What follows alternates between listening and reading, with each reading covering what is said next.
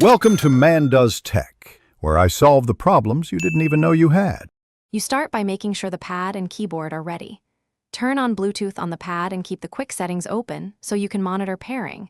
This reduces delays. Power the keyboard, and if it has pairing mode, press its Bluetooth button, hold 3-5 seconds until the LED flashes. If the keyboard supports wired connection, plug a USB-C cable to test input first. Doing these first steps prevents needless retries and speeds the pairing process. Once the keyboard's LED is flashing, open Settings then Bluetooth and look for the keyboard name, tap it to pair. You may see a PIN, type it on the keyboard and press Enter. This confirms the link. After pairing, make sure the pad's input language and keyboard layout match how you type, because mismatched layout causes wrong characters. Finally, open a note and try letters, numbers, and modifiers to validate everything works. If keys behave oddly, adjust layout settings. To finish, enable any physical keyboard shortcuts and tweak repeat rate under physical keyboard settings. This optimizes typing feel.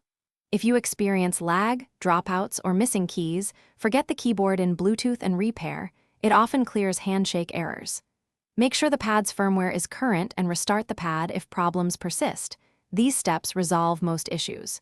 If it still fails, try the keyboard with another device to determine if the keyboard or the pad is at fault. This narrows down the fix quickly. Thanks for watching.